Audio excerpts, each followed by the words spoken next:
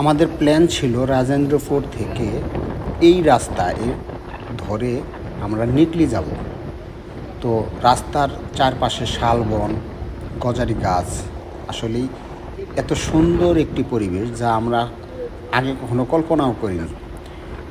প্রচণ্ড বৃষ্টি, মাঝখান দিয়ে এই রাস্তা, সুন্দর রাস্তাটা, আসলেই এত সুন্দর একটি পরিবেশ যা আমরা কল্পনাও করতে পারিনি। আপনারা দেখতেই পাচ্ছেন চারিদিকের যে পরিবেশটা, একদম সুন্দর একটি পরিবেশ। কিন্তু দুঃখের বিষয় হলো এই রাস্তা ধরে আমরা বেশিক্ষণ আগাতে পারিনি। সামনেই ক্যান্টনমেন্ট থেকে আমাদের বাধা দিয়েছে যে এই রাস্তায় আমরা যেতে পারবো না। তো সুতরাং আমাদের ব্যাক করতে হয়েছে।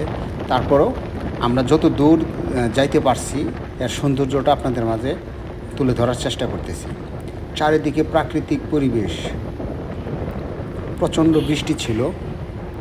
আমরা বৃষ্টির মাঝেই 7টা বাইক একসাথে রওনা দিয়েছি। এখানে আমাদের সবাই সিনিয়র পার্সন আছেন, আপনারা দেখতে পাচ্ছেন। তো খুব সুন্দর একটি ট্যুর ছিল, সব কিছু ঠিক ছিল, কিন্তু মাঝখানে আমাদের একটু গড়বড় হয়ে গেল। সেনাবাহিনী আমাদেরকে সামনে আর এগোতে দেয়নি। তো এই রাস্তার মাঝখানে আমরা একটু ব্রেক নিয়েছি, এখানে কিছু ফটোশ্যুট করলাম। বড় ভাইদের সাথে আসলেই ট্যুর দেওয়াটার মজাটাই অন্যরকম। খুব সুন্দর একটি পরিবেশের সাথে আমরা 7টা বাইক নিয়ে যাচ্ছি। আসলে এই দৃশ্যটা ভোলার মতো নয়। প্রত্যেকেই আমরা ট্যুর লাভার, অসাধারণ। উনি আমাদের শুভ ভাই, আমাদের শ্রদ্ধেয় বড় ভাই। তো খুব ভালো একজন